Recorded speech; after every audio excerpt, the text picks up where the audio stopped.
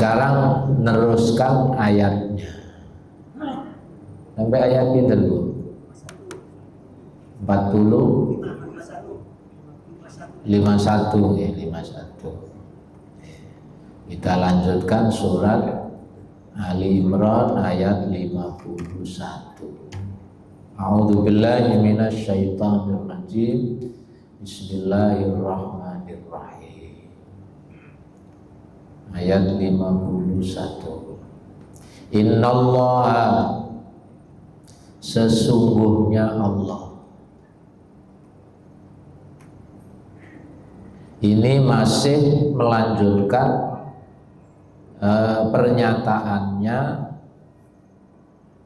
Nabi Isa Al-Masih. Jadi ini masih melanjutkan pernyataannya Nabi Isa Al-Masih, bahwa Nabi Isa Al-Masih berkata kepada Bani Israel yang menjadi umatnya. Apa perkataan Nabi Isa? Innallaha, sesungguhnya Allah, Rabbi adalah Tuhanku, wa Rabbukum, dan Tuhan kalian. Fa'buduhu, maka sembahlah Dia. Berarti Nabi Isa itu enggak pernah menyuruh umatnya itu, wahai Bani Israel, sesungguhnya itu anaknya Allah, maka sembahlah Allah dan juga sembahlah aku. Tidak ada. Yang ada itu adalah innallaha Rabbi wa Rabbukum fa'budu, sesungguhnya Allah itu Tuhanku dan Tuhan kalian, maka sembahlah Dia, bukan sembahlah aku. Hadza siratun mustaqim, inilah jalan yang lurus itu. Jadi yang dimaksud jalan yang lurus yaitu meyakini Allah Esa, tidak ada Tuhan selain Allah, tidak ada yang patut disembah kecuali hanya Allah.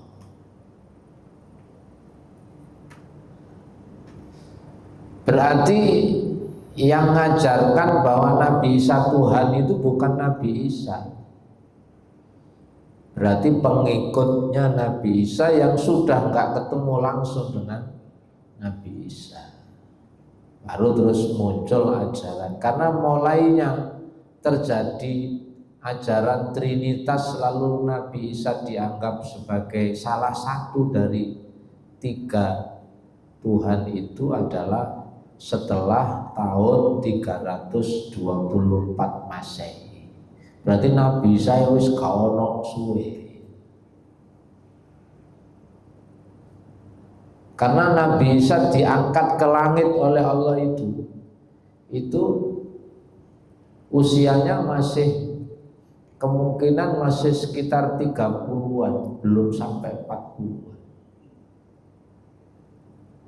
Berarti kan selisihnya setelah ditinggal Nabi Isa, berarti kan masa itu kan dihitung dari kelahiran Nabi Isa.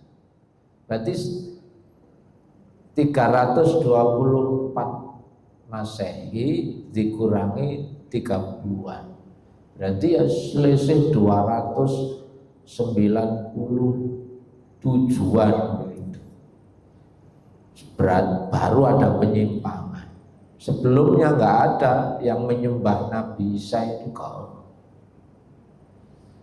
Selama Nabi Isa bersama Bani Israel, nggak ada yang nyembah Nabi Isa, itu tidak ada. Yang ada justru menghina Nabi Isa. Nabi Isa itu dituduh anak haram, anak gak jelas, karena ibunya nggak punya suami, tapi hamil. Padahal itu bagian dari tanda kekuasaan Allah. Karena itu Nabi Isa hanya mengajarkan sebagaimana yang diajarkan para nabi. Ajarannya apa? Yaitu mengajarkan agar meyakini bahwa tidak ada Tuhan selain Allah. Jadi misi para nabi dan rasul itu kalimatnya sama,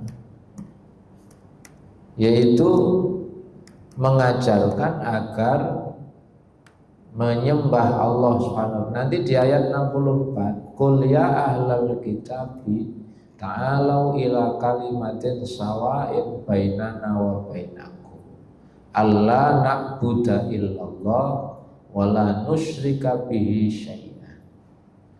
Nabi Muhammad disuruh bilang kepada Bani Israel, kepada ahli kitab itu, hei ahli kitab, kemarilah kalian berpegang kepada satu kalimat yang sawain berarti yang tidak ada perselisihan, bainana antara kami wa bainakum dan antara kalian. Apa kalimat satu yang tidak ada perselisihan itu? Allah na'budu illallah, yaitu kami tidak menyembah kecuali hanya kepada wala nusyrika bi syai'an, dan kami tidak menyekutukan dia dengan sesuatu pun.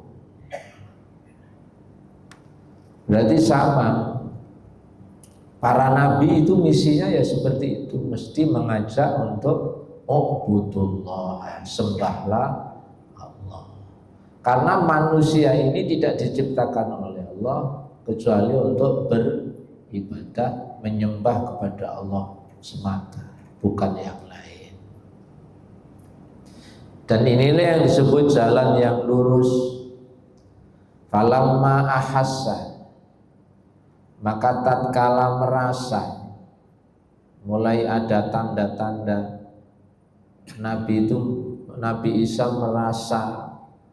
merasa minhum dari mereka al-kufra, yaitu mulai ada yang kufur.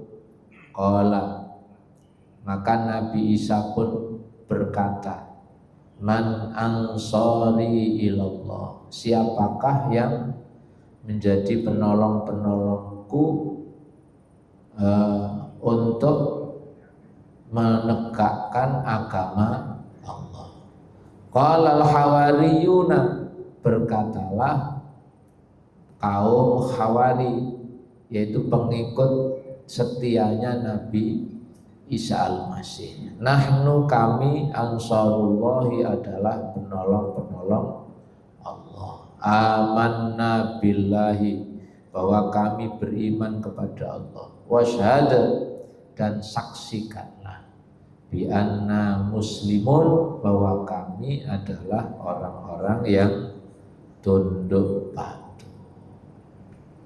Jadi saksikanlah bahwa kami adalah orang-orang yang tunduk patuh.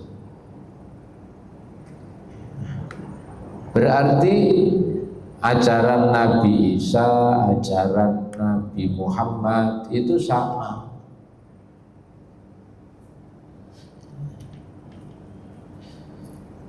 Justru yang terjadi di saat Nabi Isa masih hidup bersama Bani Israel itu, Nabi Isa bukan disembah, Nabi Isa justru akan dibunuh. Karena itu diceritakan di tafsir Jalalain ini, ketika ada tanda-tanda ini koyoke Nabi Isa itu mau dibunuh, itu yang dimaksud falamma ahassa Isa minhumul kufra. Artinya Nabi Isa itu sudah punya feeling, merasa bahwa wa'aradu qatlahu, mereka orang Yahudi itu hendak membunuhnya. Karena itu terus Nabi Isa bertanya kepada pengikut-pengikut setianya itu, qala ma ansari ilallah, siapa yang bisa menolong saya? Saya itu merasa orang-orang Yahudi itu mau bunuh saya. Menolong saya untuk menegakkan agama Allah. Lalu qala al-hawariyuna nahnu ansarullah. Lalu orang-orang Hawari, pengikut setianya Nabi Isa itu berkata, kami siap menjadi penolong-penolong Allah. Ai a'wa nul dinihi, yakni menolong agamanya Allah. Siapa mereka ini? Wahum asfiya'u Isa, awaluman amanabi, yaitu orang-orang dekatnya Nabi Isa yang pertama menjadi orang yang beriman. Dan jumlahnya nggak banyak. Murid setianya Nabi Isa, atau kalau Nabi Muhammad disebut sahabat itu, wa kanu isnai asyara rajulan minal khur. Mereka itu berjumlah 12 orang. Ini menurut tafsir Jalalain 12 orang saja. Jadi ya saat itu yang benar-benar beriman ini mek wong 12 tok. Makanya sampai ngejapi wong kok jumlahe kakek wis gak usah heran. Halo.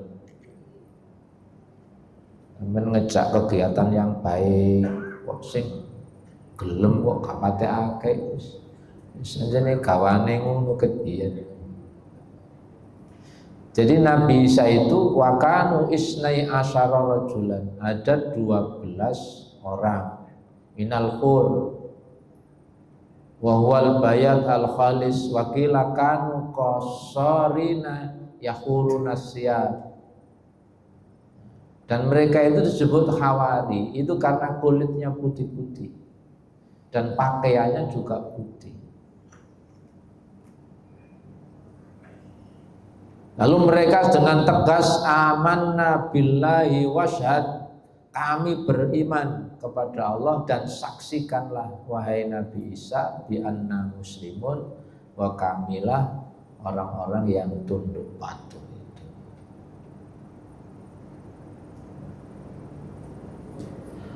Lalu mereka berdoa, Rabbana amanna, wahai Tuhan kami beriman. Rabbana amanna bima anzalta, dengan apa yang engkau turunkan.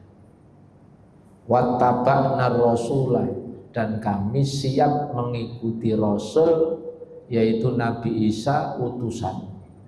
Faktubna, maka catatlah kami ma'as syahidin, bersama orang-orang yang bersaksi. Ma'asyahidin, bersama orang-orang yang bersaksi. Bersaksi tentang apa?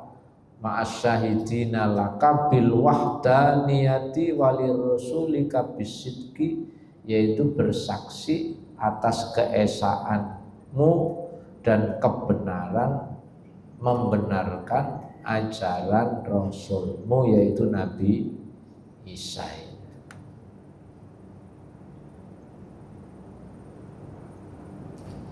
Lalu Allah Ta'ala berfirman lanjutannya, wa makaru, dan mereka membuat tipu daya. Siapa? Ay kuffaru Bani Israel bi Isa, yakni orang-orang yang mengingkari kenabian Nabi Isa, yaitu idh waqalu bihi mayyaqtuluhu ghilatan, yaitu ketika mereka bermusyawarah lalu mereka merancang untuk membunuh Nabi Isa.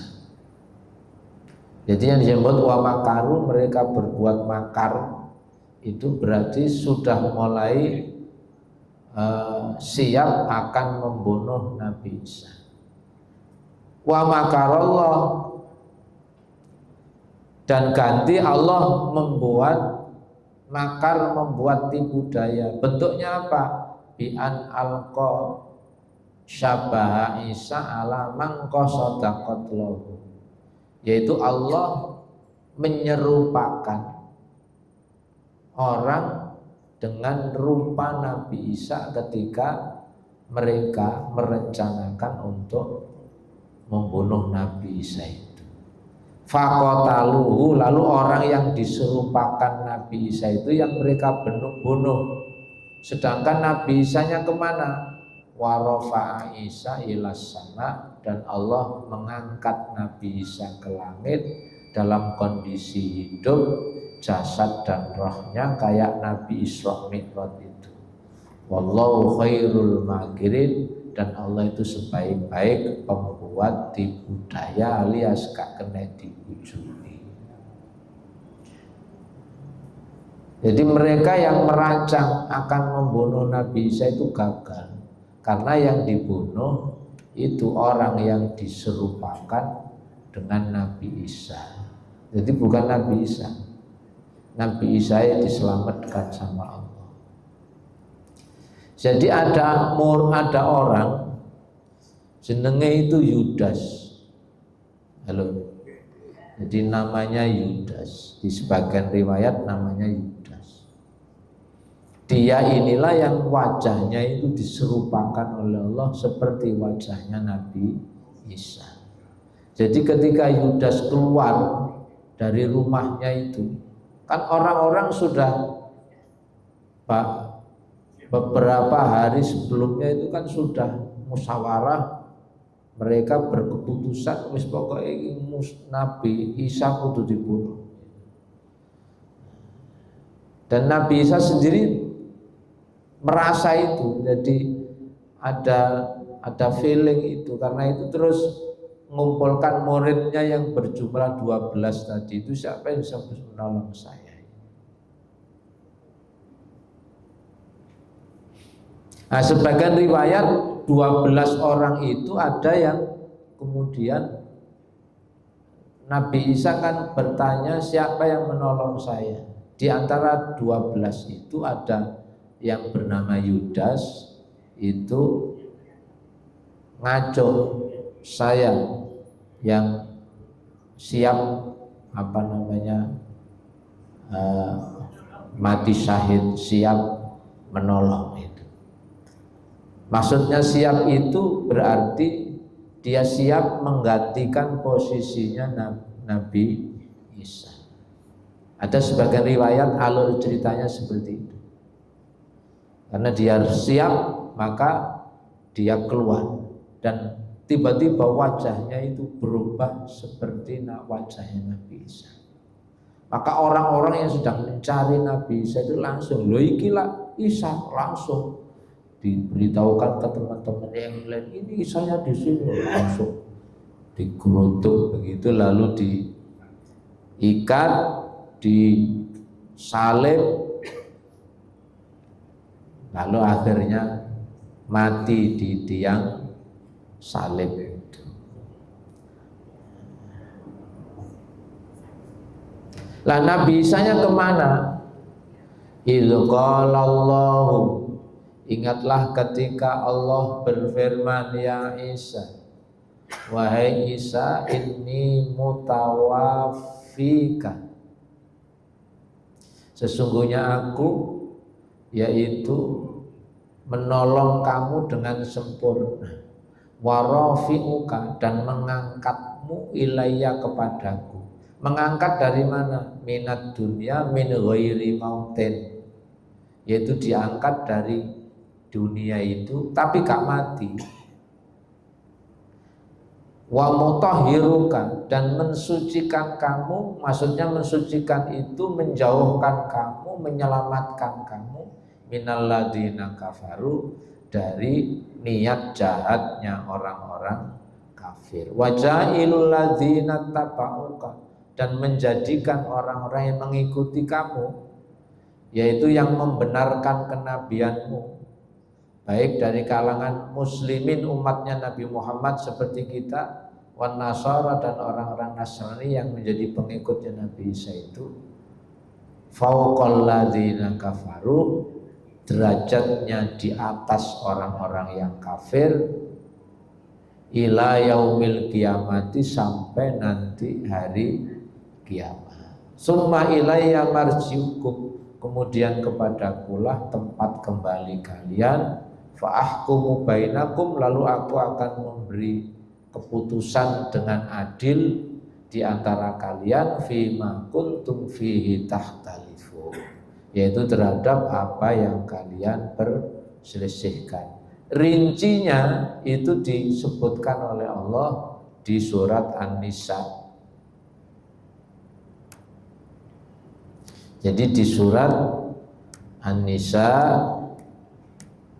ini, bahwa di ayat tadi Nabi Isa itu diselamatkan oleh Allah, diangkat ke langit tapi tidak mati, dalam keadaan masih hidup. Kalau di surat An-Nisa, wa qaulihim inna qatalnal masiha Isa ibn Maryam rasulullah wa ma qataluhu wa ma salabuhu walakin syubbiha lahum wa innal ladzina ikhtalafu fihi lafi syakkim min ma lahum bihi min ilmin illa tiba'adhan wa ma qataluhu yaqina. Dan karena ucapan mereka, sesungguhnya kami telah membunuh Isa al-Masih, yaitu Isa putra Maryam, Rasul Allah, padahal mereka tidak membunuhnya dan tidak pula menyalibnya.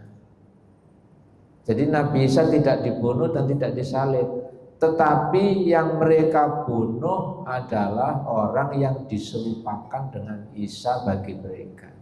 Sesungguhnya orang-orang yang berselisih paham tentang pembunuhan Isa benar-benar dalam keraguan-raguan tentang yang dibunuh itu. Mereka tidak mempunyai keyakinan tentang siapa yang dibunuh itu, kecuali mengikuti persangkaan belaka. Mereka tidak pula yakin bahwa yang mereka bunuh itu adalah Isa. Karena begini, di dalam riwayat itu dijelaskan, setelah 3 hari wajahnya berubah menjadi wajah aslinya. Jadi setelah 3 hari itu orang-orang kan sudah senang bunuh, wah Isa mati. Barang 3 hari itu wajahnya berubah. Loh kok dudu Isa, kok berubah? Nah inilah Yudas. Akhirnya orang-orang berselisih paham, yang merasa membunuh itu meyakini, loh yang kemarin saya bunuh itu Isa. Akhirnya dikon, ampen ngotot Isa yo rene delok nek Isa iki. Awakmu paling wingi katarak paling paling kakek atau dudu Isa ya Isa. Ayo saiki didelok. Ayo coba delok. Lho iya lho, wingi kaya Isa kok saiki gak Isa.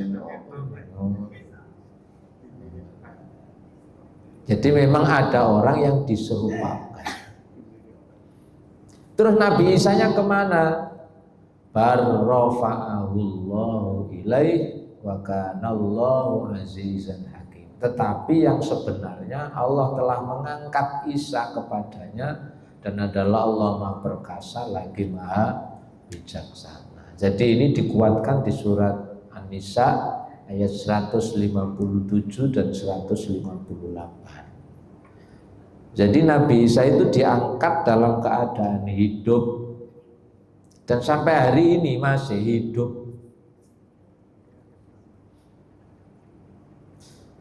Dari sekian nabi yang maksudnya itu enggak hidup, itu maksudnya begini, enggak ngalami kematian.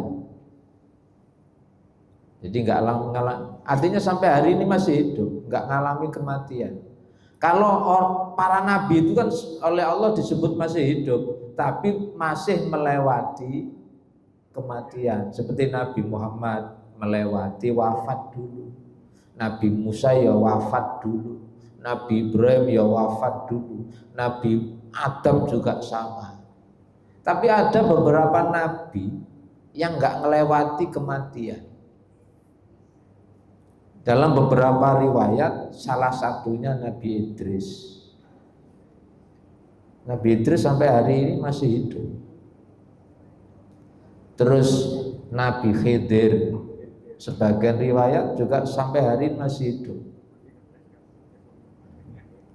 Terus Nabi Isa juga nggak ngelewati kematian, maksudnya masih hidup itu nggak ngelewati kematian dan sampai hari ini masih hidup. Kok masih hidup? Ini sudah urusan kekuasaan Allah.